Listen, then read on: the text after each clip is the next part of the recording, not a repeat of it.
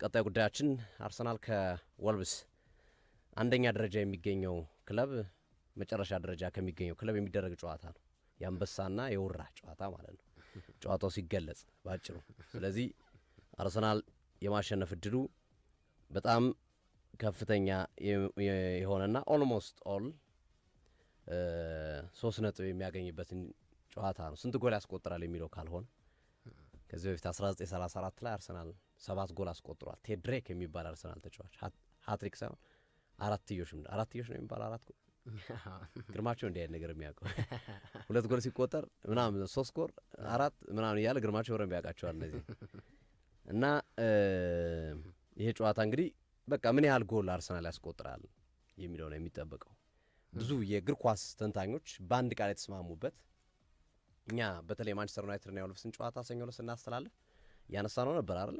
በፕሪሚየር ሊጉ ደረጃ እንዲህ አይነት የወረዳ አቋም ያለው ቡድን አይተናናቅም እያል ነበር አይደል አሉት። እና የፕሪሚየር ሊጉ እኛ ብቻ ሳይሆን የፕሪሚየር ሊጉ ተንታኞች እነዚህ ታዋቂዎቹ ተንታኞች እነ ካላጋር እነ ጋሪ ኔቪል እነ ቴሪ ሆነሪ ምናምን ሁሉም የተስማሙበት አንድ ነገር በእንግሊዝ እግር ኳስ ታሪክ እንዲህ አይነት ደካማ ቡድን ታይቶ አይታወቅም ብሎ የተስማሙት ሁሉም ማለት ነው። በቃ ደካማ ነው በእንግሊዝ ፕሪሚየር ሊግ እንዲህ አይነት ደርቢ ካውንቲን በለው ከዚህ በፊት መጥቶ ጥቂት ነጥብ ይዞ የወረዱ ምናምን በላቸው በዚህ ልክ በቃ በጣም ደካማ ፐርፎርማንስ የሚያሳይ ቡድን አይተን አናቅም የሚል ሀሳባቸውን ነው የተናገሩት። እንግዲህ በ15 ጨዋታ 2 ነጥብ ብቻ ያገኘ ባለፉት 8 ተከታታዮች ጨዋታዎች 8ቱንም የተሸነፈ ቡድን ነው ወልቭስ። በነገው ምሽት ጨዋታ ለምሽት 50 ነው የሚከናወነው ጨዋታ ጆ ጎሜዝ ይመለስላቸዋል። ይሄ መልካም ዜና ይመስላል። ጎሜዝ መመለሱ ወሳኝ ተጫዋቻቸው ነው። የአውሮፓ ትልልቅ ክለቦች ጭምር ይፈልጉታል። በቃ እዛ ቡድን ውስጥ 2 ተጫዋቾች ብቻ ነው ያሉት፣ ጎሜዝ እና ቤልግራዴ ነው ያሉት። እንደው ነፍስ ያላቸው እንደው ደህና እነሱም ኢቭን ሃይ ሌቭል ላይ የሚፎካከሩ ሆኖ ሳይሆን ቢያንስ በሚድል ቴብል ደረጃ ላሉ ቡድኖች የሚመጥኑ ተጫዋቾች ናቸው እና አሁን ቤልግራዴም የለም ተጎድቶ ወጥቷል በማንቸስተር ዩናይትድ ጨዋታ ላይ። ጎሜዝም እንግዲህ ከቅጣት መልስ የሚያደርገው ጨዋታ ነው የሚሆነው። ጨዋታ ትንሽ ሊጠቅማቸው ይችላል ተብሎ ይጠበቃል። ሙስኬራ የሚባል ተጫዋች አላቸው። ባለፈውም ሞክሼ የአርሰናል ሙስኬራ ሞክሼ አላቸው። እሱ ወደ ተቀያሪ ወንበር ላይ ይወርዳል ጎሜዝ ስለሚመጣ። ክሪች የተባለው ተጫዋች ወደ ተከላካይ መስመር ላይ የሙስኬራን ቦታ ይዛል። ጎሜዝ ደግሞ አማካይ መስመሩ እንደሚይዝ የሚጠበቅ ነው የሚሆነው እና ሮብ ኢድዋርድስ አርሰናል ጉልበተኛ ቡድን እንደሚፈራ ስለሚያውቁ የአርሰናል ጉልበተኛ ቡድን ፍራቻ ግን አሁንም ቀጥሏል ማለት እንችላለን አሉት አለ እንዴ የአርሰናል ተጫዋቾች ጉልበተኛ ናቸው እንዳለ እኮ አይ ናቸው ብለን እንዳለ እንዴ። በነገራችን ላይ ሚኬል አርቴታ አንዱ የመመልመያ መስፈርታቸው ተጫዋቾች ቁመታቸው ረጅም መሆን አለባቸው የሚል ግን ግራግርና ቁመታቸው ረጅም የሆኑ ተጫዋቾች ዋነኛ መስፈርታቸው ናቸው። ያው ክሎታቸው እንዳለ ሆኖ ማለት ነው። ግን አሁን እሺ ናቸው እንበል፣ ግን አሁን የአርሰናል ጉልበትና ኢነርጂ በሚፈለግበት ጨዋታ ላይ እኮ አላየ ነው ኳል ከሰንደርላንድ ጨዋታ አልተመለከት ነው። በቼልሲ ጨዋታ ለዛውም ካሲር በቀይ ወጥቶ ጉልበተኛ የነበረው ቼልሲ ነው። ወልቭስ ላይማ ጉልበተኛ የኛ ጋዜጠኞች ማህበር ራሱ አይሆንበት። ሶ ፊዚካል ያው ስቲል ላክ ያደርጋል አይደለ? ፊዚካል የሆኑ ተጫዋቾች አንዱ ሚኬል አርቴታ ባለፉት ዓመታት ዋንጫ ለማጣታቸው እንደ ምክንያትነት የሚጠቀሰው ቡድኑ ፊዚካሊቲ ያንሰዋል፣ ጉልበት ያንሰዋል የሚለው ነበረ። 100% አልተቀረፈም፣ ግን አሁን አድጓል፣ የፊዚካሊቲም ጨምሯል። ግን ይሄ በሚፈለገው ደረጃ በጣም ኃይለኛ ቡድን አይደለም ፊዚካሊ አርሰናል። ግን እንደዛ መጫወት ይችላል ሚኬል አርቴታ ከፈለጉ። ተጫዋቾች አጠቃቀማቸው ለዛ በሚመጥን መንገድ ከፈለጉ እንደዛ መጫወት የሚችሉ ተጫዋቾች አሏቸው። አይ ቲንክ ባለፈው የውድድር ዓመት አንድ ዋጋ ያስከፈላቸው ካርድ ነው፣ ቀይ ካርድ በብራይተን በበርማውዝ በሲቲ ጨዋታ ላይ በተከታታይ ሳይሆን ነበር ቀይ ካርድ አይደል? እና እሱንም ፍራቻ የሚቆጥባቸው ነገሮች አሉ የጉልበተኝነቱ ላይ። ዝሮ ግን አሁን ሮብ ኢድዋርድስ ቡድናቸው ፊዚካል እንዲሆን ስለሚፈልጉ ከፊት ስትራንድ ላርሰንና አርኮዳሬን ሊያሰርፉ ይችላሉ። ባለፈው ተቀይሮ የገባው ጥቁሩ ተጫዋች እነዚህ 2 ተጫዋቾች አድርገው የአርሰናል ተከላካይ ለማስጨነቅ። አርሰናል እንደሚታወቀው ጉዳት አለበት ተከላካዩ ላይ። ሳሊባ ማጋሌሽ የሉ። ምናልባት ሳሊባ በኋላ ላይ በጉዳት ስንመጣ የመድረስ እድል የሚኖረው ተጫዋች ሊሆን ይችላል። እሱን ታሳቢ አድርገው ስትራንድ ላርሰንና አርኮዳሬን ከፊት የማጫወት ፍላጎት ሊኖራቸው እንደሚችል እየተጠቀሰ ነው የሚገኘው። ትንሽ ሞዲፋይ ያደርጉታል ቡድኑ ከማንቸስተር ዩናይትድ ጋር ከነበረው ጨዋታ ትንሽ ሞዲፋይ ያደርጉታል። ጎሜዝ ይመጣል፣ ከፊት ደግሞ አርኮ ዳሬና ስትራንድ ላርሰን አድርገው ጉልበት ለመጨመር ኃይል ለመጨመር ጥረት ሊያደርጉ ይችላሉ ተብሎ ይጠበቃል። በነገ ምሽቱ ጨዋታ ላይ የወልቭሱ አሰልጣኝ ሮቢ ኤድዋርድስ 2010 እስከ 19 ድረስ በርንላይን 10 ተከታታይ ድል ካረገ በኋላ አርሰናል ብዙ ተከታታይ ድል ያለው ወልቭስ ላይ ነው። 8 ተከታታይ ድል አሉ አርሰናል ማለት ነው።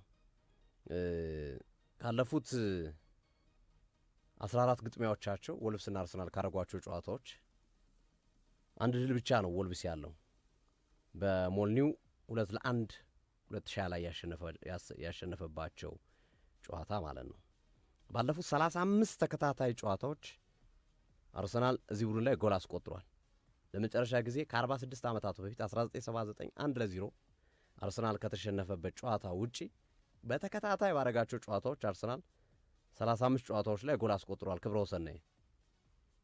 ከዚህ በፊት በታሪክ የተቀመጠው ሪታም ከዳርሊንግተን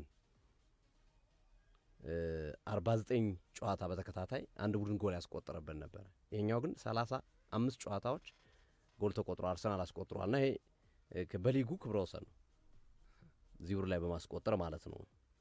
በእንግሊዝ ፕሪሚየር ሊግ መሪውና የመጨረሻው ቡድን ክለቦች ሲገናኙ ነገ ለ42ኛ ጊዜ ነው። መሪው ክለብና ውራው ክለብ ሲገናኙ አስገራሚ ነገር መሪውና የመጨረሻው ተገናኝተው መጨረሻው ቡድን አሸንፎ ያውቃሉ። የመጨረሻ ቡድን የሆኑት 40 ጊዜ ተገናኝተው 30 መሪው አሸንፏል፣ 7 ጊዜ አቻ ወጥተዋል፣ 4 ጊዜ መሪው ቡድን ተሸንፏል። መጨረሻ ባለው ቡድን ማለት ከነዚህ 4 ሽንፈቶች 2 የማንቸስተር ዩናይትድ ናቸው። 2ቱን የሚያሸንፈው ወልቭስ ነው። ወልቭስ ማንቸስተር ዩናይትድ ነው 2 ጊዜ አሸንፎታል። ዩናይትድ የሊጉ መሪው ነው። ወልቭስ የመጨረሻ ቦታ ላይ ተቀምጦ 2004 እና 2011 ላይ አሸንፏቸዋል ወልቭስ። ይሄ እንግዲህ መነቃቂያ ሊሆናቸው ይችላል። መሪ ቡድን አሸንፈው ከሚያውቁ ክለቦች መካከል ወልቭሶች ይጠቀሳሉ። ሜዳ ላይ ያለው ነገር ባዶ ቢሆንም እንዲህ አይነት ነገሮችን መነሳሻ አድርገው ሳይኮሎጂካሊ ካልጠቀሟቸው ከባድ ነው። አርሰናል 2023 ላይ ከሳውዛምፕተን ጋር 3-3 አቻ ከወጣው ጨዋታ ውጪ 7 ተከታታይ ጨዋታዎች የሊጉን መጨረሻ ቡድን አሸንፏል። አርሰናል በዘንድሮው ውድድር ዓመት 9 ጎል ብቻ ነው ያስተናገደው። ይች ላይ ትንሽ አሉቲም ሀሳቡን ሰጥባት አሪፍ ነው። 9 ጎል ብቻ ነው ያስተናገደው። በ10 ጨዋታ 4 ጎል ነው ያስተናገደው በ10 ጨዋታ። ነገር ግን በ5 ጨዋታ 5 ጎል ነው ያስተናገደው። ነገር ግን ባለፉት 5 ጨዋታዎች ግን 4 ጎል አስተናግዷል። አርሰናል 4 ጎል አስተናግዷል። ይሄ ጥያቄ ያስነሳል። ምክንያቱም የተጫወተው በግማሽ እጥፍ አንሶ የጎባበት ጎል ግን ተመሳሳይ ነው። በ10 ጨዋታ የተቆጠረበት ጎልና በ5 ጨዋታ የተቆጠረበትን ጎል ስናይ ባለፉት 5 ጨዋታ የተቆጠረበት ጎል አርሰናል በርከት ብሏል። ይሄ የሳሊባና ማጋሌሽ ኢምፓክት ይመስለኛል፣ ኢፌክት ይመስለኛል። ኦብቪየስሊ ይሄ የሚያሳየው የእነሱን ኢምፓክት ነው። ባለፉት 5 ጨዋታዎች አልነበሩ፣ ማጋሌሽም የለም፣ ሳሊባም ኦልሞስት 3-4 ጨዋታዎች የለም። ስለዚህ የእነሱ ተጽዕኖ ያመጣው ችግር እንደሆነ በደንብ ያሳያል። እና እነዚህ ተጫዋቾች ቶሎ ካልተመለሱ ለአርሰናል ትልቅ ስጋት ነው። ቶሎ ካልተመለሱ ሳሊባና ማጋሌሽ ችግሩን ቶሎ ተመልሰው ካልፈቱት አስቸጋሪ ሊሆን እንደሚችል ማሳያ ይመስለኛል። በእንግሊዝ ፕሪሚየር ሊግ እስካሁን እንግዲህ በታሪክ የተቀመጠው ብዙ ጨዋታ በፕሪሚየር ሊጉ ባለማሸነፍ ሼፊልድ ዩናይትድ ነው። ሼፊልድ ዩናይትድ 2021 ላይ 17 ተከታታይ ጨዋታ ማሸነፍ አልቻለም ነበር። ከሱ ቀጥሎ ኪፒአር 2012-13 16 ጨዋታ፣ ሶስተኛው ወልቭስ ነው። ነገ ከተሸነፈ የኪፒአርን ክብረ ወሰን ይጋራል። በቀጣይ ሳምንት ከተሸነፈ የሼፊልድን መጥፎ ክብረ ወሰን ይጋራል። አንድ ከጨመረ ከዚህ በኋላ በቀጣዮቹ 3 ተከታታይ ጨዋታዎች የሚሸነፍ ከሆነ አዲስ ክብረ ወሰን በእንግሊዝ እግር ኳስ ይመዘገባል። ብዙ ተከታታይ ጨዋታዎችን ባለማሸነፍ ድል ባለማድረግ በሚለው ማለት ነው። እና የትልቁ የሚነሳ ጥያቄ ነው። ሌላው ቅድም ካነሳሁት ያርሰናል የጎል ማስተናገር ጉዳይ ጋር ተያይዞ እዚህ ላይም በትክክል ኢምፓክቱን ተጽዕኖን የምታየው አንድ ጉዳይ አለ። አርሰናል ባለፉት በመጀመሪያዎቹ ጨዋታዎች 17 ጎሎችን ባስቆጠረባቸው የፕሪሚየር ሊግ ወቅቶች መጀመሪያዎቹ 9-8 ሳምንታት ማለት ነው ከ17ቱ ጎሎች 12ቱ ከቆሙ ኳሶች ነበሩ። አሁን ግን ከዛ ከ8 ከ9 ሳምንት በኋላ ወይም 17 ጎል አስቆጥሮ 12ቱ የቆመ ኳስ ከሆነ በኋላ ያስቆጥሯቸው 11 ጎሎች በሙሉ በኦፕን ፕሌይ የተገኙ ናቸው፣ በክፍት ጨዋታ የተገኙ ናቸው። ይሄም አንዱ የማጋሌሽን ተጽዕኖ ፈጣሪነት የሚያሳይ ነው። ማጋሌሽ ቢኖር አሁንም የቆመ ኳስ እድልን ይጠቀሙ ነበር። ሁለተኛው ደግሞ አጥቂ ተጫዋቾቻቸው ከጉዳት መመለሳቸው ዳይናሚዝም ለቡድኑ መስጠቱን የሚያሳይ ቁጥር ይመስለኛል ይህ ቁጥር እና በወልቭሱ ጨዋታ ላይም በኦፕን ፕሌይ የሚገኙ ጎሎች እንደሚበረክቱ ይጠበቃል። በተለይ እንደ ቪክቶር ኮሬሽ አይነት ተጫዋቾች እንዲህ አይነት ጨዋታዎችን መጠቀም አለባቸው። የክለብ ብሩዥን ጨዋታ በአግባቡ አልተጠቀመበትም። የኮሬሽ ጎል አስቆጥሮ ወደ ራስ መተማመን ለመምጣት ይጠቅማል ተብሎ ነበረ። እንዲሁም እሱ ከቆየበት ደቂቃ በታች የቆየው ጄሱስ ያሳየው እንቅስቃሴ ነው እየተደነቀ ያለው እና ቪክቶር ኮሬሽ ምንም ጥያቄ የለውም ቀዳሚ 11 ውስጥ ይገባል። በነገው ጨዋታ ላይ ግን ራሱን ማሳየት አለበት። ምናልባት ሃትሪክ ምናምን ሰርቶ ሳይኮሎጂካሊ በስነ ልቦና ራሱን ማነቃቃት የሚችልበትን እድል መፍጠር እንደሚኖርበት ይጠቀሳል። ኖኒ ማዱኬ ከወልቭስ ጋር ተያይዞ በትልቁ ስሙ የሚነሳ ተጫዋች ነው። በሁለት ጨዋታ ወልቭስን በቼልሲ እያለ በተቃራኒ በገጠመባቸው ጨዋታ 4 ጎል አስቆጥሮባቸዋል። በቼልሲ በነበረበት ጊዜ ሃትሪክም ሰርቶ ያውቃል። ወልቭስ ላይ አንዱ ሃትሪክ ነው፣ አንደኛው ጨዋታ ላይ 1 ጎል ነው ያስቆጠረባቸው ባለፈው ዓመት ማለት ነው። ስለዚህ ማዱኬ ወልቭስ ይቀጥላል ወይ? በነገውም ጨዋታ አብረን እናያለን። በሻምፒዮንስ ሊጉ ተከታታይ 2 ጨዋታ ጎል አስቆጥሯል። ሙኒክ ላይና ክለብ ብሩዥ ላይ ሮብ በነበረው ጨዋታ አሁንም ያንን ያስቀጥላል ወይ? የፕሪሚየር ሊጉን የመጀመሪያ ጎል ያገኛል ወይ ማዱኬ? በፕሪሚየር ሊጉ እስካሁን ጎል አላስቆጠረም ማዱኬ። እነዚህ ጥያቄዎች የሚነሱ ይሆናል። ከሮቴሽኑ ጋር ተያይዞ በአርሰናል ሮቴሽን ውስጥ በትልቁ የሚነሳው ትልቁ ዙቢሜንዲ ነው። በነገው ጨዋታ ረፍት ሊሰጠው የሚችለው ዙቢሜንዲ ነው። ምክንያቱም ራይስ ኦልሞስት ሳምንቱ ሙሉ አረፈ ማለት ነው። ከእሑዱ የአስቶን ቪላ ጨዋታ በኋላ ከቅዳሜው አስቶን ቪላ ጨዋታ ኦልሞስት ሳምንት ለአንድ ተጫዋች ሳምንት ለሪከቨሪ ከበቂ በላይ ነው። እንዲሁም ተጠምተ ነው የምትመጣው አይደል ኳስ ለመጫወት አንድ ሳምንት ሳትጫወት ስቆይ። ስለዚህ ራይስ 6 ቁጥር ሚና ይዛል ተብሎ ነው የሚጠበቀው። ተከላካይ መስመር ላይ ስቲል ሳሊባ የመድረስ እድል አለው። አሁንም ግን በዛ የዛሬው ልምድ ይወስነዋል። የሚሳተፍ ከሆነ ሳሊባ ካልተሳተፈ የመሰለፍ እድል አይኖረውም። ያ ማለት ቲምበር ኖክ ስለሆነ ቀላል ግጭት ስለሆነ ቲምበር ይመለሳል።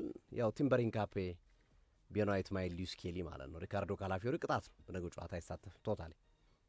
የ16 ዓመት ተጫዋቹ ማሪ ሳልሞን በነገው ጨዋታ ላይም በክለብ ብሩዥ እንደሆነው ወሳኝ ሚና ሊኖረው ይችላል። ተቀይሮ የመግባት ጉዳት ካለ በቋሚነት የመጀመር እድል ሊኖረው ይችላል። የቲምበር ጉዳት በተፈለገው ልክ በፍጥነት ካልተሻሻለ ማለት ነው።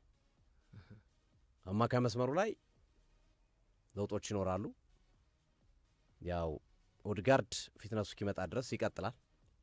ዲክላን ራይስ የዙቢሜንዲ ቦታ ይይዛል። በአማካይ መስመሩ ላይ ኢዜ ሊጨመር የሚችልበት እድል እንደሚኖር ይጠበቃል። አለያ ደግሞ በብዛት እየተነሳ ያለው ኖርጋርድ የክለብ ብሩዥ ጨዋታ በጣም አርቴታ ሳይቀሩ አድንቀውታል። ፕሮፌሽናል ተጫዋች ነው። በቃ ላይ ሁሉም ተጫዋች ትምህርት መሆን የሚችል ተጫዋች ነው። ከተቀያሪ ወንበር ተነሷ ብሎ እንትን አላለም። ራሱን በደንብ የገለጸበት መንገድ ምርጥ ነው ብሏል። ስለዚህ ኖርጋርድን 6 ቁጥር ላይ አድርገው ራይስና ኦድጋርድን መሀል ላይ ሊያደርጉ ይችላሉ። አለያ ደግሞ ራይስ ሜሪኖና ኦድጋርድ የሚጫወቱበት እድል ይኖራል። ከሁለቱ አንዱ ነው። ራይስ ኦድጋርድ ሜሪኖ ወይም ኖርጋርድ ራይስ ኦድጋርድ፣ እነዚህ ነው ሊሆን የሚችሉት። ዙቢሜንዲ ጥያቄ በሌለው መንገድ ረፍት ይሰጠዋል። በቂ ረፍት ያላገኘ ተጫዋች ከመሆኑ ጋር ተያይዞ ኢቭን የክለብ ብሩዥ ጨዋታ ላይ 90 ደቂቃ ጨርሰውታል። አውቀው ይመስለኛል ይህኛውን ጨዋታ እንደሚያሳርፉ ስላወቁ ጨርሶ ነው የወጣው ዙቢሜንዲ። በፊት ላይ ያው አንዱ ለውጥ ሊኖር የሚችለው ይዜ ነው። በማርቲኔሊ ይተካል። ማዱኬ ቦታው ላይ ይቀጥላል። አሊያም ሳካ ቀዳሚ ነው እንዲገባ ይደረጋል። የኮሬጅ 9 ቁጥር ቦታው ምንም ጥያቄ የለው። በነገው ጨዋታ ላይ እንዲመራ ያደርጉታል። ከኮንፊደንስ አንጻርም ከመሰል ነገሮችም አንጻር እና ራሱን በደንብ መግለጽ የሚኖርበት ጨዋታ ነው የነገው ጨዋታ ለዚህ ተጫዋች ለቪክቶሪያ ኮሬሽ በተለይ ብዙ ጊዜ እንደውም አልቱ ታነሳለ በፖርቹጋል ጨዋታ ላይ ፖርቶ ቤኔፊካ ምናምን ላይ አያስቆጥርም። ሪዮ አቬ ምናምን ካገኘ እንዲህ አይነት ክለቦች ላይ ካሳፒያ ምናምን ያስቆጥራል እያልክ ነበረ። እንደዚህ አይነት ሀሳቦች ይነሳሉ እና አሁንም የአርሰናል ደጋፊዎችም ነገም እኮ ወልቭስ ሌላው ካሳፒያ በሉ ካሳፒያ ነው። እንደዚህ አይነት ማስቆጠር አለበት። ኮንፊደንሱ በጣም ጠቃሚ ነው። ጎል ባስቆጠርክ ቁጥር እንዲሁም እንዲህ አይነት ቡድን ላይ ሃትሪክ መስራት ነው ያለብህ። ሃትሪክ ሰርተህ ራስን ማሳየት ይኖርብሃል። ምክንያቱም እንዲህ አይነት ጨዋታ ላይ ጥሩ ማምጣት የምችል ከሆነ ሳይኮሎጂካሊ ጎል ባስቆጠረ ቁጥር አንድ አጥቂ ሁሌም ደስተኛ እየሆነ ነው የሚሄደው። ሁሌም ሙዱ እየመጣ ነው የሚሄደው። ከጎል በራቀ ቁጥር የትኛውንም ያህል አሁን የኮሬሽ አሁን ባለፈው ጨዋታ ላይ ማዱኬ ጎል ሲያስቆጥር እሱ ሰብስቦለት ነው ሶስቱን ተከላካይ ያችን ክፍተት ያገኘው። በአማካኙና በተከላካዩ መካከል ያገኘው ክፍተት ያንን መሰረት ባደረገ መንገድ ነው። ዘ ሴም ቲንግ የጋብሪኤል ማርቲኔሊ ጎልም ስትመ እንዲህ አይነት ከሳጥን ውጭ የሚሞከሩ ኳሶች ላይ ጠቀሜታ ይኖረዋል ስለሚስባቸው ተከላካዮቹ። ሰንደርላንድ ላይ እሱ ቢኖር አርሰናል አይሸነፍም። ኦብቪየስሊ ጎሎችን ማስጠበቅ ይችል ነበር። ተከላካዮቹ እነ ባላርድ በዛ ደረጃ ገፍተው አይመጡም በታሪክ። ቼልሲ ጨዋታ ላይ ሙሉ ፊት ሆኖ ተጫውቶ ቢሆን ድሮ በቋሚ 11 ገብቶ በፊት እነሱ ቢኖር ድሮ ለቼልሲ ተከላካይ ካይሲዶን አጥቶ በጣም ከባድ ነበር የሚሆንበት። ስለዚህ ይህ ተጫዋች ከኳስ ውጪ ምንም ጥያቄ የለውም፣ በጣም አስፈላጊ ተጫዋች ነው። ግን አንድ አጥቂ ጎል ያስፈልገዋል። ጎል ካላስቆጠርክ ሁሌም ትተቻለህ። ጎል ካስቆጠርክ እነዛ ነገሮች ይቀንሱልሃል። ስራን እንድትሰራ ያደርጋል። ፊትነስን እንድትጠብቅ ወደዛ እንድትመጣ ሊያደርግ የሚችልበት እድል ሰፊ ይሆናልና የአርሰናል ሮቴሽኖች እነዚህ ናቸው በዋነኝነት። እነዚህን ሮቴሽኖች ይጠቀማል ተብሎ ይጠበቃል። ከሞላ ጎደል ለሊድስ የትኛውንም አይነት መንገድ ቢጠቀም ኢቭን የክለብ ብሩዥን ቡድን ቢደግመው ለወልቭስ የሚከብድ አይደለም። ለወልቭስ የትኛውን እንትን አስቸጋሪ ሊሆን አይችልም። ግን ደግሞ በጣም አንደርማይን አድርገህ ስገባ አንዳንዴ የሚከሰቱ ነገሮች አይታወቁም። በእግር ኳስ ውስጥ ይህ አይከሰትም ብለህ ማሰብ ከባድ ነው። ጥንቃቄ ማድረግ ይገባል። አንዳንድ ሄሮይክ የሆኑ እንቅስቃሴዎች ይኖራሉ። ስፔሻል የሆኑ በቃ ሳታስበው የሆነ ሊመጣ ይችላል ሙድ። ቀይ ካርዶች ሊኖሩ ይችላሉ፣ መሰል ነገሮች ሊኖሩ ይችላሉ። በነገራችን ላይ የነገውን ጨዋታ የሚያጫወቱት ዳኛ ባለፈው ዓመት ለዊሊያም ሳሊባ አርሰናል ከበርንማውዝ በነበረው ጨዋታ ላይ ቀይ ካርድ ያሳዩት ዳኛ ናቸው። እና ያው ኤምሬትስ ከመሆኑ ጋር ከቡድኖቹ እጅግ የተራረቀ አቋም ጋር ተያይዞ ይሄ ለአርሰናል የመዝናኛ ጨዋታ ነው። የነገው ጨዋታ ተጫዋቾችን የሚያሳርፉበት ኢነርጂ እንደገና የሚሰበስቡበት ቀጣይ ከባባር ነው። ኤቨርተን፣ ብራይተን፣ በርማውዝ፣ አስቶን ቪላ፣ ክሪስታል ፓላስ፣ ሊቨርፑል እያለ ነው የሚሄደው። አርሰናል እየጨመረ ነው የሚሄደው። ኢንተር ሚላን እንዲህ ከፍ እያለ ግራፊክሱ የአርሰናል ተጋጣሚዎች እንዲህ እየጨመሩ ነው የሚሄዱት። ምክንያቱም ኤቨርተን ያገኛል፣ ከዛ ብራይተን፣ ከዛ አስቶን ቪላ፣ ከዛ በርማውዝ፣ ከዛ ሊቨርፑል፣ ክሪስታል ፓላስ በማን አለ ሊግ ካፕ። ስለዚህ ግራፉን ስታየው ከፍ እያለ ነው የሚሄደው። ለእነዛ ጨዋታዎች ከወዲሁ መዘጋጃ የሚሆን ጨዋታ እንደሚሆን ይጠበቃል እና ነገ 5 ሰዓት ላይ አርሰናል ከወልቭስ። አርሰናል በሜዳው ነው የሚጫወተው። ጥራት ያላቸው ተጫዋቾች አሉት። ብዙ ነገሮች ምንም ቅድመ እንትኑ ያርሰናል ነው። እንግዲህ ጨዋታው ላይ ስንት ጎል ይቆጠራል የሚለው ጥያቄ የተነሳ ነው የሚገኘው። ብዙ የአርሰናል ደጋፊዎች እዛ እንግሊዝ ያሉ የ1934ቱን የ7-0 ታሪክ እያስታወሱ እችን 7-0 እንድገማት እያሉ ነው የሚገኙት። ነገ ይደግሙታል አብረን ያለን አሉት። የተወሰነ ሀሳብ አለበሱኝ ደግሞ እኮ ዛሬ እኮ አሁን ደግሞ የወልቭስ ማሊያ አድርገው አለበሱኝ ነው እንዴ? ሶስተኛ ክለቤ ምናምን ብለው እኔ እኮ ማህበራዊ ትስስር ገጽ አንድ ቢዘጋ ሶስተኛ የምር አሁን አብረን ቁጭ ብለን ሶፊያ ያየሁት ሶስተኛ ክለቤ ምናምን ብለው አለበሱኝ። ምን አሉ ደግሞ ጂሚ ካራገርን አምጥተው የእንግሊዙ አሉላ ፍሬው አሉት። ጂሚ ካራገር እኔ ማለት ለመጨረሻ ጊዜ ይሄን ነገር ለመዝጋት ሶፊም አርሰናል ፕሪሚየር ሊግንም ቻምፒየንስ ሊግንም ቢያነሳ ስራ አላቀውም። እስቲ የመጨረሻ ሀሳቤ ነው። እስቲ አሁን በዚህ ከተፋቱኝ ይፋቱኝ። አርሰናል ፕሪሚየር ሊግም ቻምፒየንስ ሊግም ካርሊንግ ካፕም ኤፍኤ ካፕም ቢበላ እኔ ስራ አላቀውም። ይሄ የመጨረሻ ወርዴ ነው እንዴ በየሳምንቱ። ስለዚህ ያሉት ቃሉን አጠፈ ማለት ይቻላል። ይበሉት እንደፈለጉት። እኔ በእምነቴ ማድረገውን አደርጋለሁ። አርሰናል ደግመዋለሁ። ቻምፒየንስ ሊግም ፕሪሚየር ሊግም ቢበላ አላቀውም ስራ። እየመረራችሁም ዋጡት። አላቀውም። ይሄ ማስተርስ ዲግሪ የመጣው ዝም ብሎ አይደለም። እኔ ቲክቶከር አይደለሁም ማቆም አላቀውም ስራ እንዴ። በጣም አንዳንድ የሚሰጡት ኮሜንቶች እኮ ጭራሽ ከሰሞነኛ የሰሞነኛው ይሄ አለ አይደል ጉዱ። ይሄ ማለት ከዚህ ከግብረ ሰዶማዊ ጋር አድርገው ፎቶ እየለጠፉ ያርሰናል ደጋፊዎች እንዴ ይሄ እኮ በጣም ክብርን መንካት እኮ ነው፣ ማንነትን መንካት እኮ ነው። ምን እንደሆነ ታውቃለህ? አበዙት። አይ እኔ አሁን በጣም ወርጄ እኔ ሁሉንም አይወክልም ይሄ ተግባር። አይ ነው። ስለዚህ አንዳንዶች ስለሆነ ኢግኖር ማድረግ ነው። እንዲህ አይነት ነገሮችን ኢግኖር ካልተደረጉ አስቸጋሪ ሊሆን ይችላልና ይሰለቸኝ እኮ ነው። በቃ አሁን ማለት አልፈለኩም እንደዚህ። ግን ለምን ኔክስት ይርን ቢበላ ስራ አላቆምም። እስቲ ማን እንደሚያስወጣኝ ያለው እስቲ እንዴ በጣም ስሜ ኦፌንድ ያደርግሃል። ፎቶ እየለጠፍክ ይሄ ልጅ ይመርመር ምናምን እያሉ እንዴ በጣም አይ አንዳንዴ ይሄ ሁሉንም ደጋፊ አይወክልም። ግን በቃ አንዳንዴ ይሄ ማህበራዊ ትስስር ገጽን በአግባቡ መጠቀም አለብህ። ልድገመው፣ አላቆምም ስራ በታሪክ አላቆምም። ለምን 5 ዋንጫ ይበላል? አላቆምም። እሺ አሉላ ይተርን አድርጓል፣ ውሳኔውን ቀይሯል በሚለው ይስተካከላል። አይ እሺ አይ እንደፈለጉ ያድርጉ። ምንድነው አሉት ትልቁ ነገር እንዲህ አይነት ነገሮች ያጋጥማሉ። ሁሉም ማለት ሁሌም ስትሰራ ትወቀሳለህ፣ ትተቻለህ። አሉ እንዲህ አይነት ነገሮች እንደሚኖሩም ታሳቢ ይደረጋል። እንዲህ አይነት ስራዎች ሲሰሩ የታወቃል። ትችቶች፣ ስድቦች ሊኖሩ ይችላሉ። አድናቆትም አለ። ሁሉም ነገሮች አሉ። ግን እኔ በብዛት የማገኛቸው የአርሰናል ደጋፊዎች የሆኑ ሰዎች በጣም ትልቅ ሪስፔክት አላቸው። ለዛ ነው እኔ አሁን እንዲህ አይነት ነገሮች አንዳንድ ሰዎች ዝም ብሎ እኮ በቃ ነገር ችግር ያለበት ሰው አለ። በቃ ካስተዳደጉም ከምኑም ጋር ተያይዞ ዝም ብሎ ለጥቂቶች ተብሎ ከሌላው ሰው ጋርም እንደዚህ አይነት ነገር መገባት የለበትም ከሚሉት ውስጥ ነኝ። ምክንያቱም ሪስፔክት ያላቸው ሰዎች እንዳሉ ሰው ገብቶኛል። አንተ የሚያልከው እንደዛ ነው። ጥቂቶች ናቸው እንደዛ የሚያደርጉት። ኦፌንድ ያደርጋል። በእርግጥ ወጣት ነህ፣ ስለ ሴቶች ፕሪሚየር ሊግ የእርስ በርስ ጋብቻ ሴቶች ላይ አለ ብዬ እኛ እየዘገብን ጭራሽ እኔን በሌላ አይነት በሆሞ ሴክሹዋል ግንኙነት እኔን ፎቶ እየለጠፍ እኔ ሶፊ ክብር ለማናደርገው አሁን እኮ አላማቸውን አሳካላቸው ለማናደርገው እንዴ አይደለም። ይሄ አንዳንዴ መሳደብ እናትነሽ እናንተ ታሰድባል፣ አንተ ትሰደባል። ጭራሽ ደግሞ ወደ ማንነት ለዛውም በፈረንጅ ኳስ እኔ ደግመዋለሁ።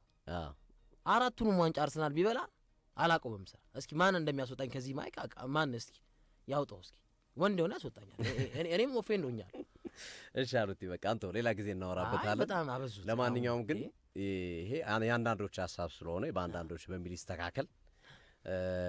በአብዛኛው ግን ያው ኳስ የሚወድ ኳስ የሚያደንቅ ባይዘወይ ይሄ እንዲህ አይነት ይሄ ብዙ ጊዜ አይተው ከሆነ እከሌ ክለብ ተሰደበብኝ፣ እከሌ ክለብ እንትን ተባለብኝ ምናምን የሚለው በአብዛኛው ጀማሪ እግር ኳስ ተመልካች ነው። ወይም ገና እግር ኳስ በደንብ ያልገባው የገባቸው ይዝናኑበታል። አልያ ደግሞ በቃ ይሄን ቢያደርግ ጥሩ ነበረ፣ እንደዚህ ቢባል ጥሩ ነበረ ብሎ ያልፉታል እንጂ እንዳልከው በውጭ እግር ኳስ ሰውን እንትን ለማድረግ ሰውን ለመጉዳት ሰውን ለማጥቃት ምናምን የሚሄዱ የሉም። ግን ይሄ በቃ አይደለ ከራሳቸው ከፐርሶናሊቲ ጋር እና ጥቂቶች ናቸው። ብዙ ጊዜ ያው መጥፎ ነገር ስለሚጎላ ነው። በዓለም ላይ መጥፎ ነገር ሲደረግ ይጎላል ስለሚጎላ ነው እንጂ በአብዛኛው እንደዚህ አይነት ሀሳብ ያለው እኔ የማገኛቸው በእኔ ዙሪያ ያሉ የአርሰናል ደጋፊዎች ምናምን እንደዚህ አይነት ኢንቴንሽን የላ። እችን ቢል አሉላ እኮ እችን ያላት ነገር እኮ እንደዚህ ብትባል ጥሩ ነበረ እንደዚህ ምናምን። በቀደም እያወራ የነበረ ኢቨን አንድ ቦታ ላይ መዝናኛ ቦታ ላይ ሰዎች አግኝቶ የአርሰናል ደጋፊዎች ሲጋብዙ ነበር አይደለ? ካልጠጣ ካልበላ እያሉ ነበር።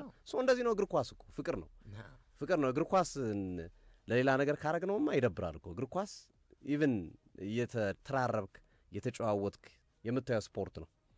ያለፈ ነገር ግን ልክ አይደለም። አሁን እንደዚህ አሁን አልካቸው ነገሮች የተደረጉ ነገሮች በዚህ በፌስቡክ ምናምን የሚጽፉ አንዳንድ ሰዎች ካሉ ነውር ነው።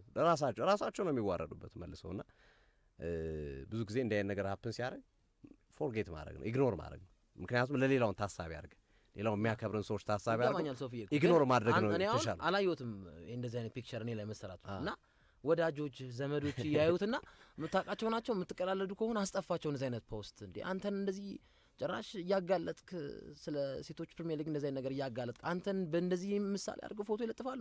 ምን አይነት ቀልድ ነው ምናምን። ቤተሰብ ነው የደወለልኝ እና ምንድን ነው ምናምን ብዬ ነው ያየሁት።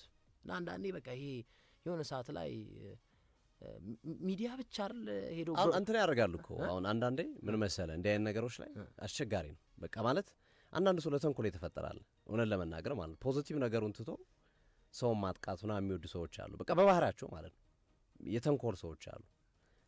ከእነሱ ጋር ከወረድክ ራስ አእምሮህን ነው የምትጎዳው።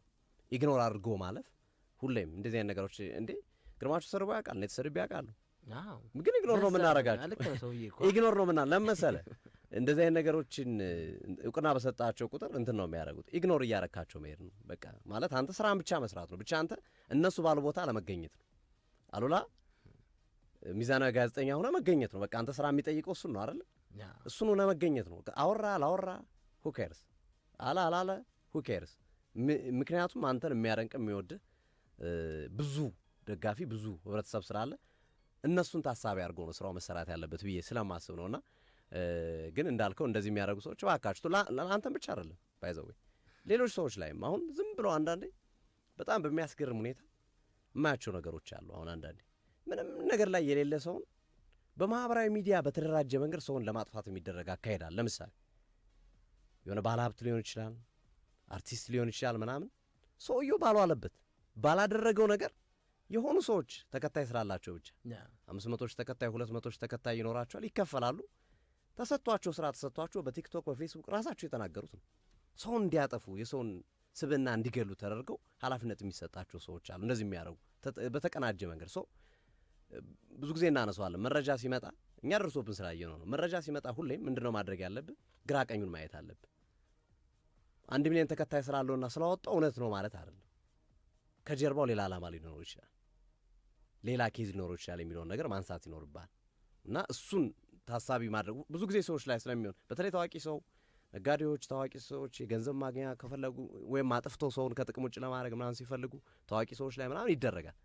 ያ ማለት ግን ደግሞ ንጹህ ሰዎች አሉ፣ ሁሉም ንጹህ ናቸው እያልኩ አይደለም። የእውነትም ደግሞ መጥፎ ነገር አድርገው ያን መረጃ የወጣ እና በትክክልም መረጃ የሚያቀብሉ ደግሞ የምናከብራቸው ሚዲያዎች አሉ፣ ታማኝነት ያላቸው ሰው። እንደዛ ስለሆነ የሶሻል ሚዲያን ጉዳይ ማህበራዊ ሚዲያ ላይ አይቶ እንዳላዩ ማለት ነው። በቃ አይቶ ንቆ ማለት ምክንያቱም አብዛኛውን ነው ሪስፔክት ማድረግ ያለብን ብዬ ስለማስብ ነው። እኛ የሚዲያ ሰዎች ነን። ሊሰርቡን ሊሳደብ የሚችል ሰው ይኖራል፣ እንደዛ አይነት ነገር ሊያደርግ የሚችል ሰው ይኖራል፣ ፎቶውን ሊዘቀዝቅ ይችላል። አንድ ጋዜጠኛ በቅርቡ አታስታውስም? ህይወቱ አለፈ ብለው የሰሩበትን ዜና ልጁን ለማበሳጨት እንደዚህ የስፖርት ጋዜጠኛ እንደዚህ ይደረጋል። ሰው ኢግኖር እያደረጉ እየናቁ እየተወው ሲተር እነሱም ያው እየታወቁ ስለሚሄዱ ያውቁ ባዛዩ ሰዎች እኮ ህዝቡ እኮ ያውቃቸዋል። ማንም ትክክለኛ መረጃ ይሰጣል፣ ማን ፌክ ይሰጣል የሚለውን ነገር ያውቁታል። እና እንደዚህ አይነት ነገሮችን ትመለከታለህ። አሁን ለምሳሌ ሰሞኑን አንድ ነገር እየተመለከትን ነው አይደል? ከማህበራዊ ጉዳይ ጋር ተያይዞ አንድ የጋዜጠኛ ሞክሼ ስም ያለው እና በጣም ስለገረመኝ ነው። አንዳንዶች ሆን ብለው ሙሉ ስሙን አይጠሩም፣ ጋዜጠኛ ሶፎንያስ ይላሉ። ገብቷል? ለምንድን ነው? ይገባኛል፣ ዜናቸው ተቀባይነት እንዲያገኝ ነው ኢንቴንሽናቸው ይገባኛል። እኔ ጋርም ደውለዋል።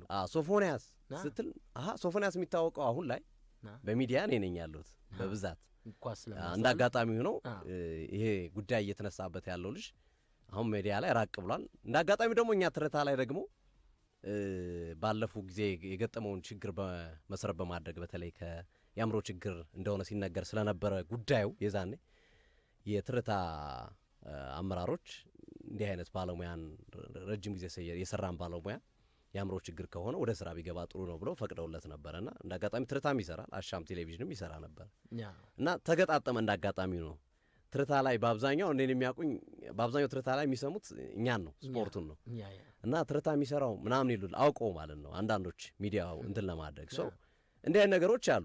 እንደዚህ አይነት ነገሮችን አይተህ ማለፍ ነው እንጂ ያለ በአሁን ከሌ እንደዚህ ብሎኛል እኔ አይደለሁም እኮ ምናምን ብዬ ወጥቼ መናገር አይጠበቅብኝም። ህዝቡ ስለሚያውቀው ማለት ነው። ኢግኖር አድርገው ነው የምታልፈው እንዲህ አይነቱ ነገር።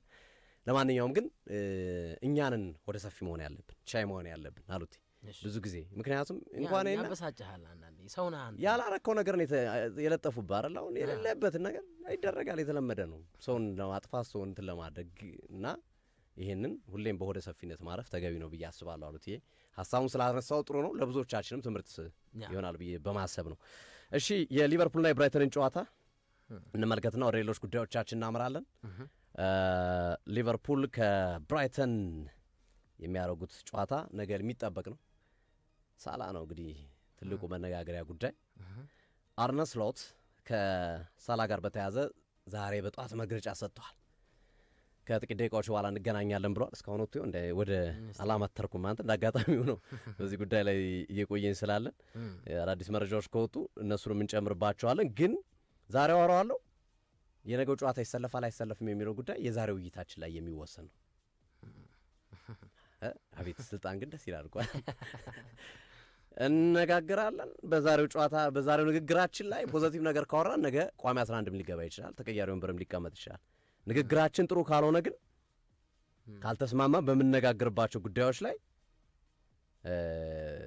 ላይሰለፍ ይችላል የሚል ነገር ነው ያለው።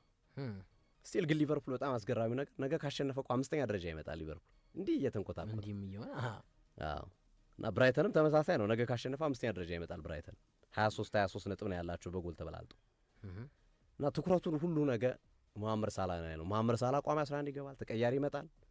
ሁለቱም ላይ ከሌለ መነኝ ከዛሬው ንግግር በኋላ በቃ ነገሩ አልቆለታል፣ ሻክሯል ማለት ነው። የቀድሞ የሊቨርፑል አማካይ ዴን ኤንደርሰን የማሸጋ ማዕከል ኃላፊነት ተሰጥቶታል እየተባለ ነው። አንድ ፎቶም ሲዘዋውር ነበር ሁለቱ ዴን ኤንደርሰን እና ሳላ አንድ ሆቴል ውስጥ ቁጭ ብለው ሲያወሩ የነበራቸው ንግግር እሱ እያሸማግለ ነው። ከሁለቱም ሀሳቦችን እየወሰደ በእንዲህ አይነት መንገድ ብንፈታው እያሉ ነው። የሳውዲ ክለቦች ደግሞ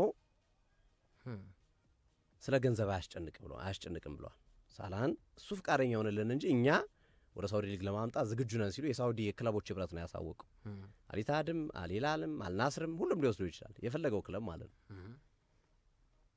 ግን የሚታረቁ ይመስለኛል እኔም ይመስለኛል እንትን ግሪን ላይት አበርኮ በቃ ዛሬ እንነጋገራለን ካሉ እኮ የሆነ ጥሩ ነገር ስላለ ነው እንጂ ጠብቁ ነበር ነው የሚሉት፣ ወይም ምንም አዲስ ነገር የለም ነው የሚሉት አሉ እኮ ምን ማለት እንደሚነጋገሩ ከሳላ ጋር እንደሚነጋገሩ በሰጡት አስተያየት ላይ እዛ ውስጥ ከተጠቀሱ ነጥቦች መካከል ምን አሉ? እንደ ክለብ ነው የወሰድነው ውሳኔ እንደ ክለብ ነው እንጂ ሳላ ወደ ጣሊያን እንዳይጓዝ የፈለግኩት እኔ አይደለሁም፣ ግን አዜ ክለብ ውሳኔያችን አይሄድም ተባለ ብለን ወሰንን አሉና እና ተጠየቁ። እንዲቆይ ትፈልጋለህ? ሳላ እንዳይቆይ ትፈልጋለህ ሲባሉ እንዲለቅ የምፈልግበት ምን ምክንያት የለም ግን እንነጋገራለን ዛሬ ብሏል። እና እንደዚህ አይነት አስተያየቶች ሳላ በዚህ ቤት ይቆያል ብዬ አስባለሁ። መቆየትም አለበት ማለት የከሰረ ዝውውር ነው የሚሆነው ማለት ውል አለው። እሱም ደግሞ ጫማውን መስቀል የሚፈልገው በሊቨርፑል ቤት ነው። ያንን ግምት ውስጥ ማስገባት አለበት። ሊቨርፑል ቻንስ ሰጥቶታል። እኔ ማለት ካራገር የገለጸበትን መንገድ ባልወደውም ካራገር የገለጸበት መንገድ ማንም አያውቅህም ሊቨርፑል ስትመጣ ኮከብ አልነበርክም ያለበት መንገድ ያናዳል፣ ያደርጋል። ግን ሊቨርፑል ደግሞ በሮማና በቼልሲ ያልፈካውን ሳላ በሊቨርፑል ቤት እንዲፈካ አድርጎታል። ሊቨርፑልም ቻንስ ሰጥቷል፣ ሳላም ብቃቱን አስመስክሯል።